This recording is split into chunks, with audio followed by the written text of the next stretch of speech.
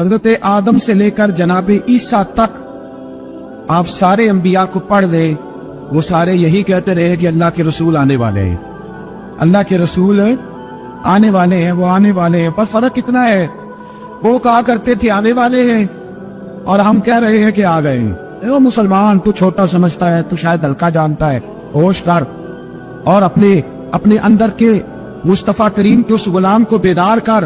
رب فرماتا ہے میں نے تمہارے اوپر بڑا ہی احسان کیا ہے، میں نے بڑا ہی احسان کیا۔ یا اللہ کیا؟ اور میں اس بات فیہم رسول ہوں، میں نے تمہیں اپنا شانوں والا رسول عطا کیا ہے۔ دیکھو تو لوگ کہتے ہیں ہمیں بھی بڑی خوشی ہے، ہمیں بھی میلاد نہیں ہم مناتے، خوشی ہمیں بھی بڑی ہے، پر جلوس میں ہم نہیں جاتے۔ میں دردمندانہ سوال ہے بھئی ہمیں کیسے پتہ چلے گا تمہیں خوشی ہے؟ خوشی ہو تو کیسے پتہ چلے گا؟ بھئی ایک آدمی نے اپنے بھائی کو بلایا کہ میرے بیٹے کی شادی ہے، اس کو کارڈ بھیجا، اس نے وصول ہی نہیں کیا، میں ناراض ہوں۔ اس کو کہا شادی کی دعوت پہ آؤ، کہا میں نے نہیں آنا، میں ناراض ہوں۔ اور ہر بات پہ کہتا ہے مجھے بڑی خوشی ہے پر تم شادی کرو، آنا میں نے کوئی نہیں، مجھے بڑی خوشی ہے پر میں بارات کے ساتھ نہیں جاؤں گا، خوشی مجھے بڑی ہے، خوشی مجھے بڑی ہے پر میں ولیمے میں نہیں آؤں گا۔ تو آپ اس کو کیا جواب دیں گے؟ تو اپنی خوشی سام کے رکھ کول، آپ تو نہ ہی کہہ رہے ہی چنگا ہے۔ وہ بھائی ہم یہ صرف کہہ رہے ہیں کہ مسرت کا اظہار تو کرو، خوشی کا اظہار تو کرو، تھوڑا سا تمہارے چہرے تو بتائیں کہ تمہیں مصطفیٰ کے آنے کی بڑی خوشی ہے۔ اور یاد رکھو یہ میلاد شریف کا موقع پوری امت مسلمہ کو پیغام دیتا ہے، اور یہ موقع عالم کفر تک یہ پیغام پہنچاتا ہے کہ یہ قوم آج بھی سب سے زیادہ جڑی ہے تو اپنے نبی کے قدموں کے ساتھ جڑی ہوئی ہے۔ آپ کو پتہ ہے میلاد انقلاب کا نام ہے۔ میلاد جب تک نہیں ہوا تھا تو بیٹیاں زندہ دفن ہوتی تھی۔ آپ علماء سے یہ سن تو لیتے ہیں پر ذرا اس معاشرے کی بے حسی تو دیکھو، بیٹی جان ہوتی ہے باپ، بیٹی رونق ہوتی ہے گھر کی۔ او بھائی بیٹی جو اتنے بخار والی ہوئی تو آپ پڑھیے نا، حضرت داعیہ کلبی کہتے ہیں میں موجود تھا جب وہ شخص آیا تھا۔ لوگ 12 ربیع الاول کے اس معاملے کو معمولی واقعہ سمجھنے لگے۔ نا بھائی ہم تمہیں پیغام دے رہے ہیں، یہ معمولی واقعہ نہیں۔ حضرت داعیہ کلبی کہتے ہیں اس شخص نے آ کے عرض کی یا رسول اللہ صلی اللہ علیہ وسلم میں نے 100 بچی زندہ دفن کی ہے، زندہ دفن۔ اور کہتے میری اپنی بیٹی، میں سفر پہ تھا تجارت پہ، تو میرے پیچھے سے میرے گھر میں بیٹی ہو گئی، میری بیوی نے اپنے میکے جا کے چھپا دی، میں واپس آیا تو اس نے کہا بچہ ہوا تھا، فوت ہو گیا، میں نے دفن کر دیا۔ جب بچی 4-5 سال کی ہوئی تو مجھے پتا چلا میری بیٹی ہے۔ کہتے میں اسے لایا اور میں نے اسے کہا میں تیرا باپ ہوں، تجھے تحفہ دے کے دوں گا، کھانا کھلاؤں گا۔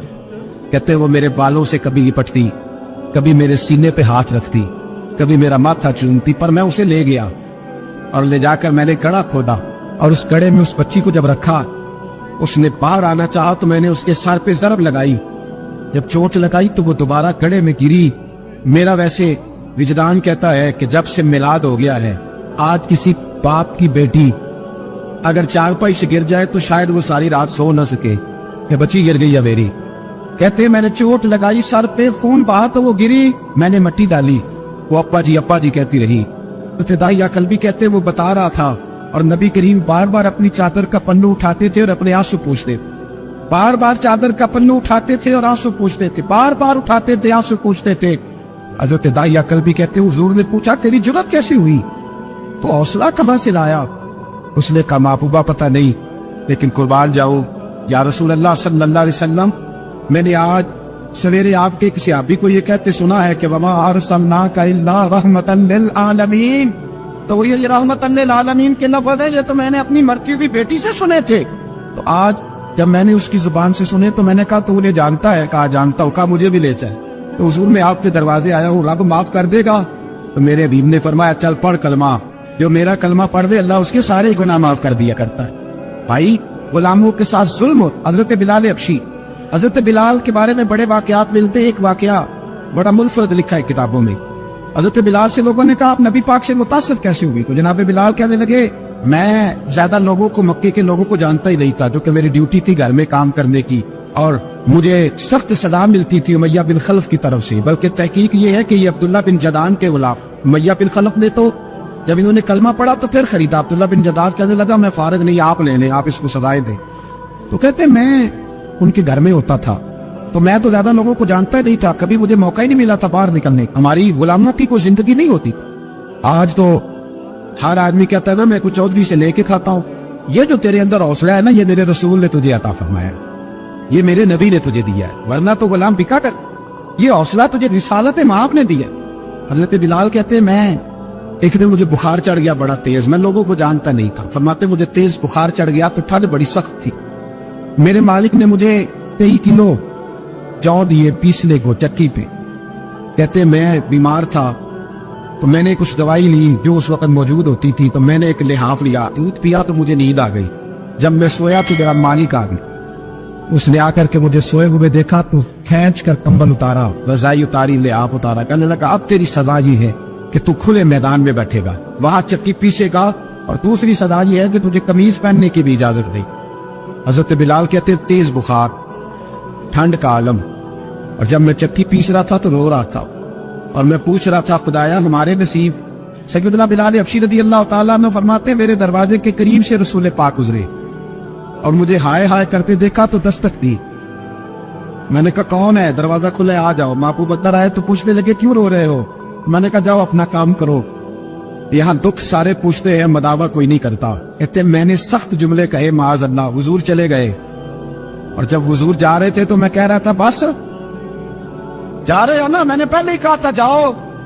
کہتے قربان جاؤں، تھوڑی دیر گزری تو اللہ کے رسول کے ہاتھ میں گرم دودھ کا پیالہ تھا، کھجوریں تھی، حضور تشریف لائے اور کریم رسول نے مجھے کھجوریں دی، دودھ پلایا اور کہا چل جا کمبل میں بیٹھ جا، تو میں نے کہا چکی کون پیسے گا، وہ تو بڑا مارے گا۔ کہتے ہیں لوگوں اس نبی کا میلاد اور معراج بھول نہ جانا، اس رسول پاک کی محبتوں میں کمی نہ آنے دینا، اس محبوب کا نعرہ ساری دنیا میں لگا دینا۔ فرماتے میرے حبیب کے میں قربان جاؤ، مصطفیٰ کریم نے فرمایا تو بیٹھ رضائی میں اور آج تیرے حصے کی چکی میں پیسوں گا۔ کہتے ساری رات حضور چکی پیستے رہے، ساری رات۔ سویرے میں اٹھا اور میرے حبیب پاک نے مجھے وہ سارا کچھ دیا اور خود چلے گئے، اگلی رات پھر آئی تو حضور پھر آ گئے، مجھے پھر رضائی میں لٹایا، دودھ پلایا اور ساری رات چکی پیسی۔ کہتے بس تیسرے دن حضور چکی پیس کے جانے لگے تو میں نے قدم تھام لیے، میں نے کہا بیبا دنیا ساری جھوٹ بولتی ہے، زمانہ سارا غلط کہتا ہے، جو غلاموں کے حصے کا کام کرے وہ اللہ کا سچا رسول ہوا کرتا ہے۔ میں دو چار باتیں آپ سے وہ والی کرنا چاہتا ہوں جو میلاد شریف پہ سننا ہمارے لیے بڑا ضروری ہے۔ میرے عزیزو، جس طرح ہمارے ذمے ماں باپ کے حقوق ہے، اسی طرح سے ہمارے اوپر ہمارے نبی کے بھی یہ حقوق خود قرآن مجید نے بیان کیے، رسول پاک نے بیان کیے، صحابہ کرام نے بیان۔ ہمیں قرآن و سنت سے وہ حقوق ملتے ہیں، ان میں پہلا حق یہ ہے کہ لِتُؤْمِنُوا بِاللَّهِ وَرَسُولِهِ، اللہ پہ بھی ایمان لانا ہے اور اللہ کے رسول پہ بھی، اور ایمان لانا ہے تگڑا سارا۔ اس طرح نہیں کہ بات آپ کی صحیح ہے، رزق حلال کھانا چاہیے پر گزارا بھی تو نہیں نہ ہوتا آرام کے بغیر، جھوٹ کے بغیر کام بھی تو نہیں نہ چلتا، یہ نہیں، جو حضور کہتے اس پہ ڈٹ جا، یہ ایمان ہے، یہ حق ہے نبی پاک، جو حضور کہتے اس پر تو ڈٹ جا۔ ایک صحابی تھے حضرت سراقہ بن مالک رضی اللہ تعالیٰ عنہ، نبی پاک نے فرمایا تھا اس وقت تک موت نہیں آئے گی۔ کسرا کا ایک بادشاہ تھا تو وہ بڑے وزنی سونے کے کنگن پہنا کرتا تھا، اور جب وہ کوئی بات کرتا تھا نا، فیصلہ کرتا تھا تو کنگن ہلاتا تھا۔ عرب کے اندر مشہور تھا کنگنوں والا بادشاہ، سونے کے موٹے کنگن اس نے پہنے ہوئے۔ نبی پاک صلی اللہ علیہ وسلم نے حضرت سراقہ سے کہا تھا اس وقت تجھے موت نہیں آئے گی جب تک کسرا کے کنگن تیرے ہاتھوں میں نہیں آ جائے۔ ایک جنگ کا موقع تھا، کافر قلعہ بند ہو گئے، انہوں نے نا بہت بڑا ایک قلعہ تھا، بڑی دیواریں تھی، اندر سے کنڈی لگا لی، باہر نہیں نکلتے، مسلمانوں کی مجبوری تھی کہ وہ باہر نکلے تو جنگ کریں۔ ایک منجنیق ہوتی تھی، اس طرح غلیل نہیں ہوتی، اس طرح دو بانس بہت لمبے باندھ کے تو اس کے اندر جس طرح وہ چولہا ہوتا تھا بچوں کا کہ پینگ آکھی دسی اس طرح اس کو بنایا جاتا تھا، اور پیچھے اس کے اندر گولا رکھ کے لوگ کھینچتے تھے پیچھے، اور جب چھوڑتے تھے تو وہ جا کے دشمن پہ لگا کرتے، اسی کو دیکھ کر پھر توپ ایجاد کی گئی۔ حضرت سراقہ بن مالک کہنے لگے اس منجنیق میں مجھے بٹھاؤ اور کھینچ کے اندر پھینکو، میں اندر سے جا کے دروازہ کھول دیتا ہوں، ایمان کی بات کر رہا ہوں، اندر جا کے دروازہ کھولتا ہوں۔ تو صحابہ کہنے لگے پہلی تو بات یہ ہے کہ جب تو اندر گرے گا تو تیری ہڈی پسلی کوئی نہیں بچے گی، اور اگر بچ بھی گئی تو جن کے بیچ تو جائے گا وہ تجھے چھوڑیں گے، رسک نہ لے، تو نہیں بچے گا اگر اندر گیا تو۔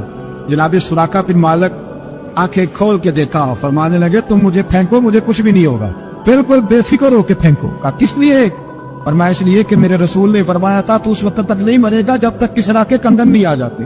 کنگن ابھی نہیں آئے، جب تک کنگن نہیں آئے گے حضرت اسرائیل بھی کوئی نہیں آئیں گے۔ ساڈے نبی دی زبان ساڈے واسطے قرآن۔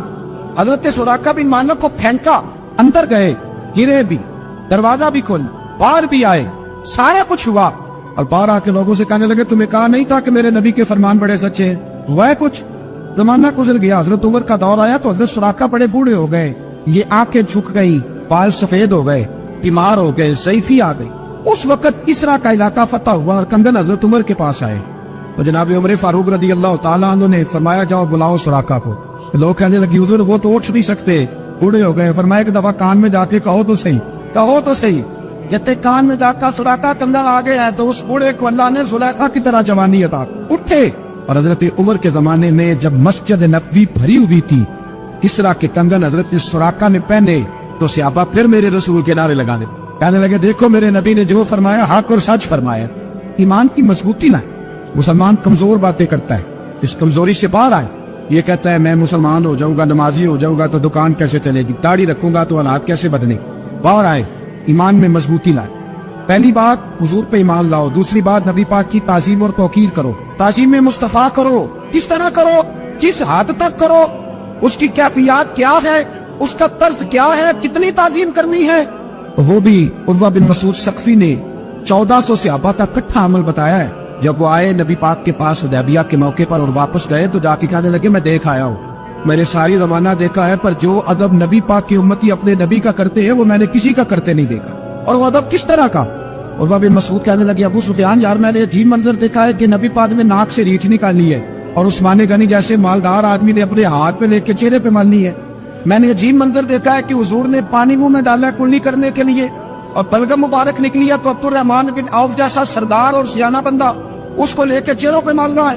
اور میں نے دیکھا ہے عمر فاروق جیسے لوگ، عثمان غنی، مولا علی جیسے دلیر لائنوں میں کھڑے ہوئے کہ حضور کے جسم سے لگے ہوئے پانی کا ایک قطرہ ہمیں مل جائے اور اس قطرے کے ساتھ ہم اپنے وجود کو مس کریں تاکہ اللہ ہمیں بھی تبرک عطا فرما دے۔ صحابہ نے تعظیم رسالت مآب کا وہ منظر بیان کیا، وہ کیفیات بیان کی کہ لوگ آشش کر اٹھے اپنے دلوں میں حضور کی تعظیم۔ اور پھر ہے اطاعت رسول، جو حضور کی فرما برداری نہیں کرتا۔ نبی پاک نے فرمایا جو میرا ہوگا وہ میرے ساتھ جنت میں جائے۔ حضور آپ کا کون ہے؟ فرمایا جو میری مانے وہ میرا ہے۔ ہم کس کے غلام ہیں؟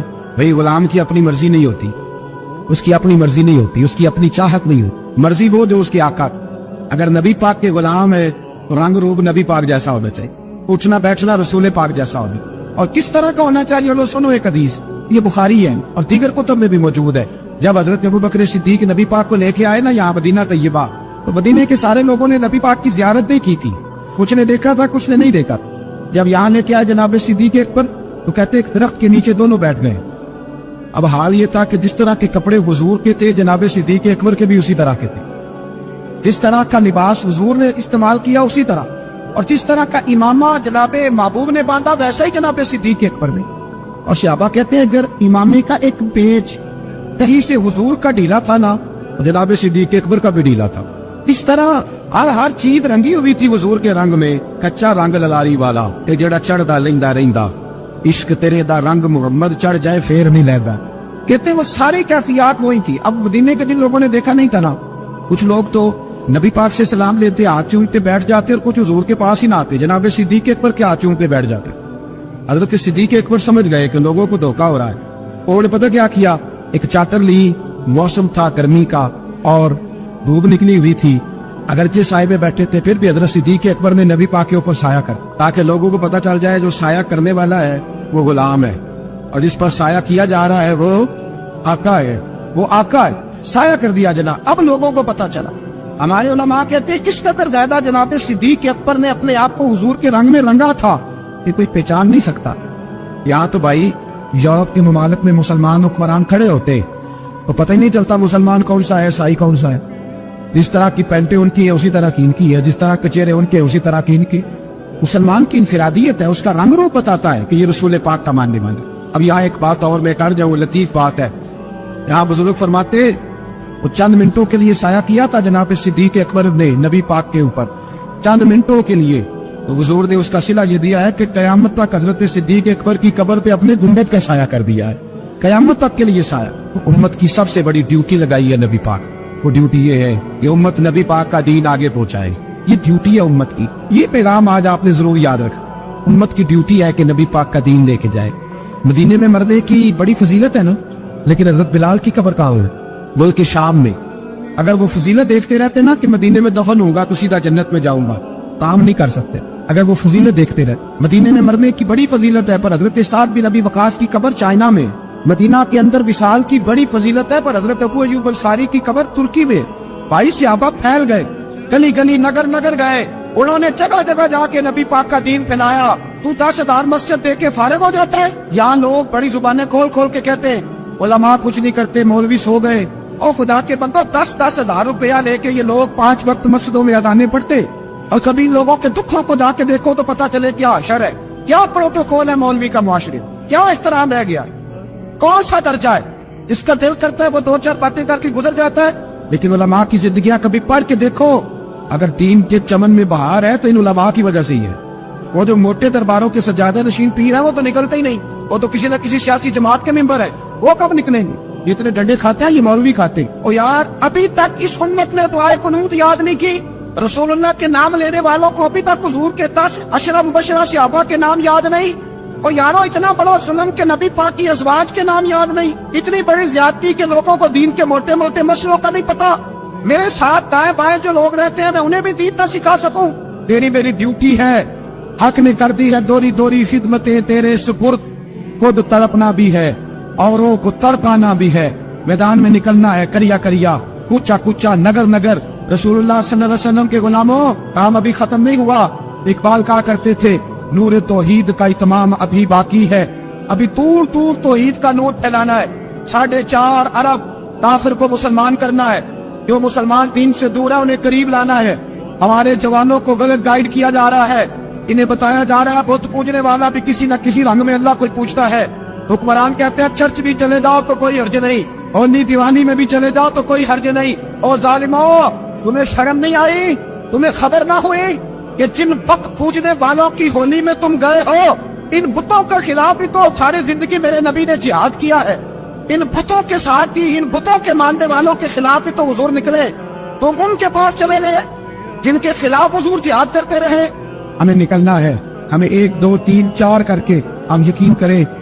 मैं तो कहा करता हूँ कोई आदमी अपनी दुकानदारी चमकाने के लिए भी इस दौर में दीन का काम करता है तो उसकी भी मेहरबानी। और चलो नाम तो ले रहा है, कुछ कर तो रहा है।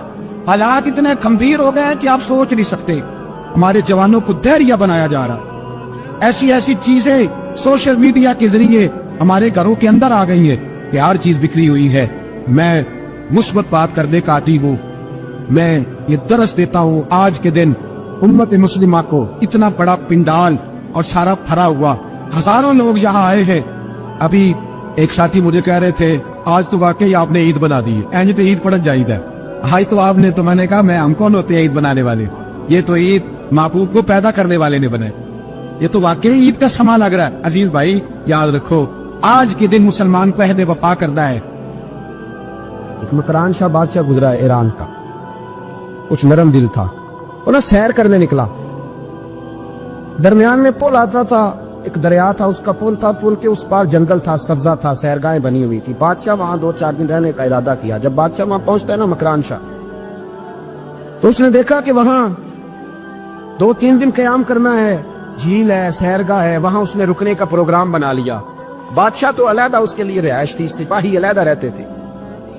यहाँ तो लोग कहते हैं ना वो पुलिस को डांटते हैं, पुलिस को पूछते हैं। और भाई पुलिस तो तुम्हारे मतहत होती है, पुलिस तो समझ गई है कि तुम किस तरह उनसे काम लेते हो, उनको तो तुम अपने तहत रखते हो। पुलिस वाले अलहदा रहते थे, उसके साथ जो सिपाही गए हुए थे, गनमैन गए हुए थे। मकरान शाह सैर सपाटे में रहता था।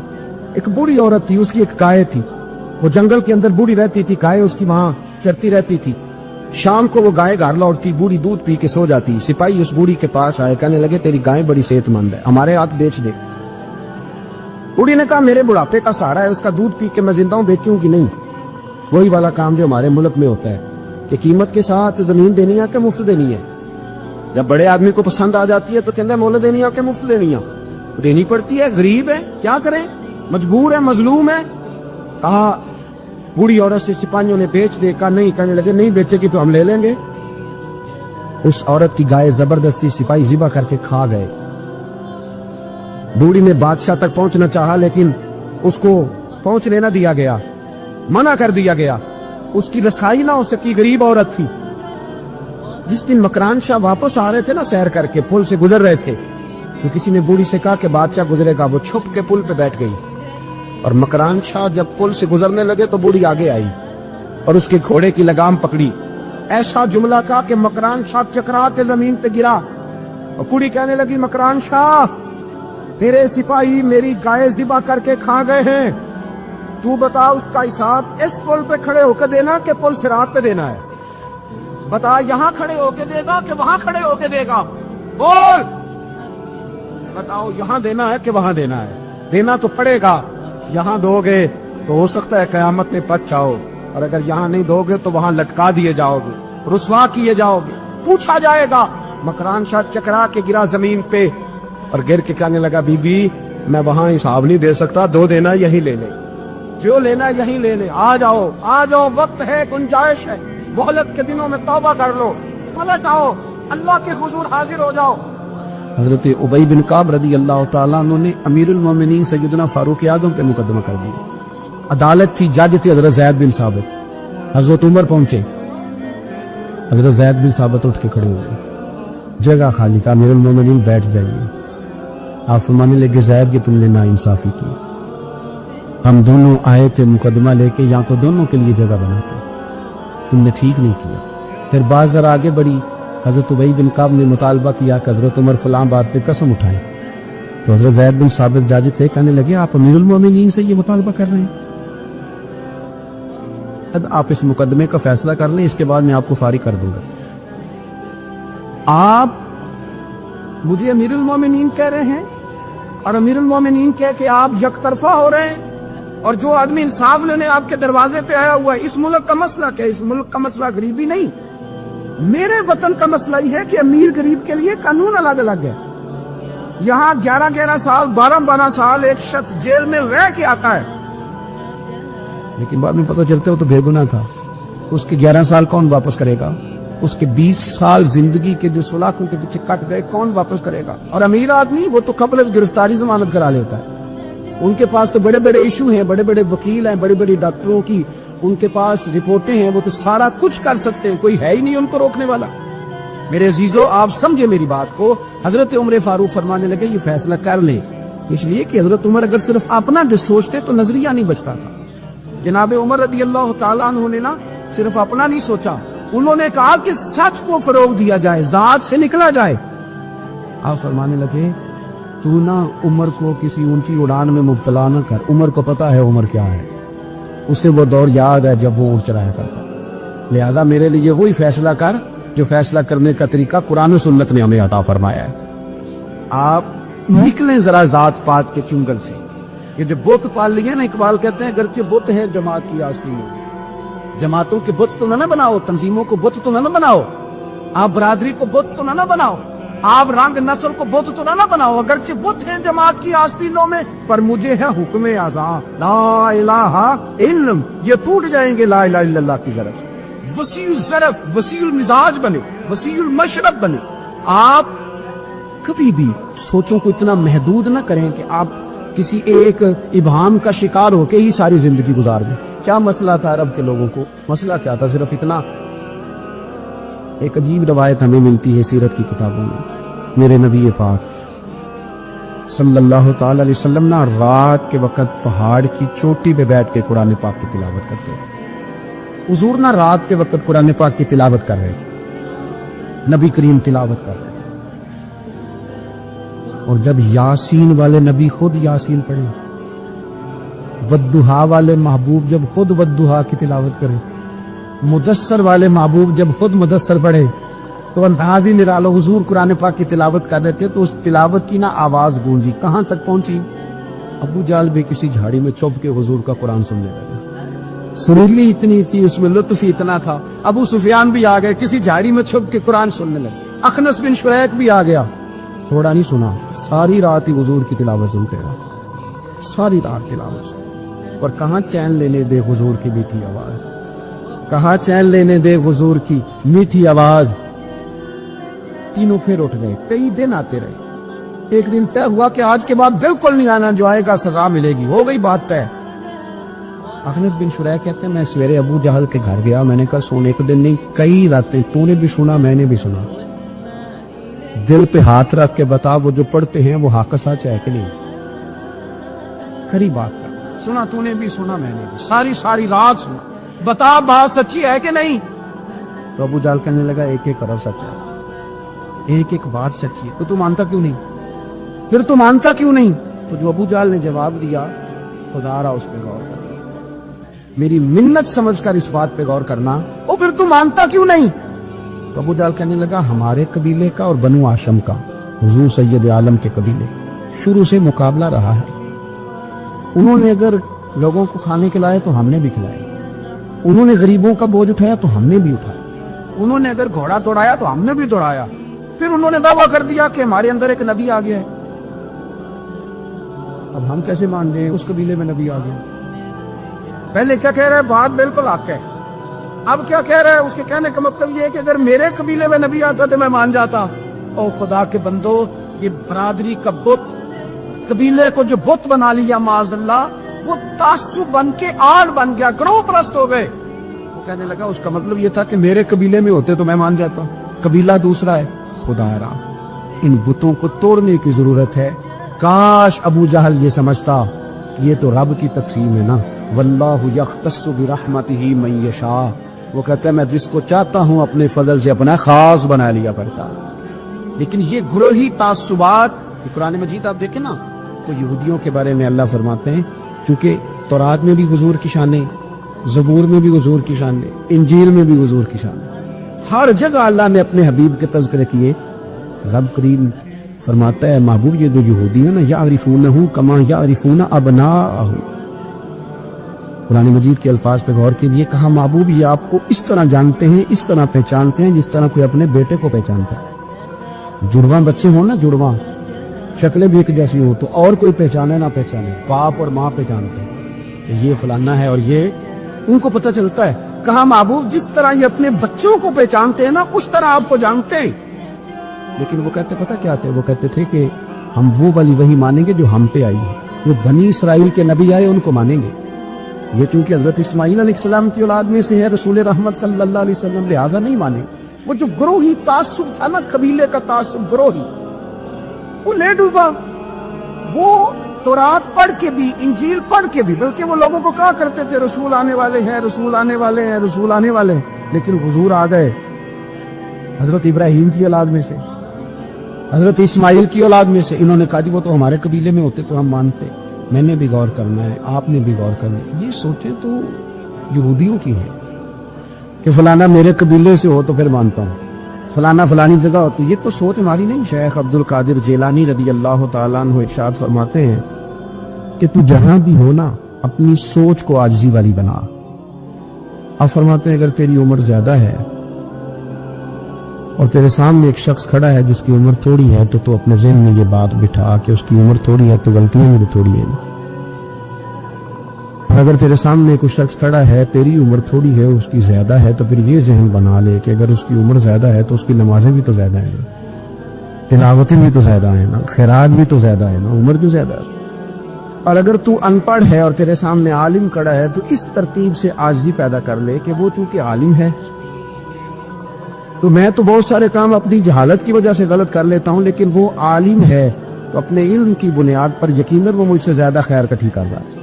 اور اگر تو عالم ہے اور تیرے سامنے جاہل کھڑا ہے تو پھر بھی تو اپنی طبیعت میں عاجزی لا، اور تو یہ ذہن بنا کہ وہ اگر کوئی غلطی کرے گا بھی تو اپنی جہالت کی وجہ سے کرے گا، تو مجھے تو پتہ ہے سارا، ایسا نہ ہو کہ میرا گناہ ڈبل لکھ دیا جائے۔ اب جہاں ہیں جس ترتیب سے ہیں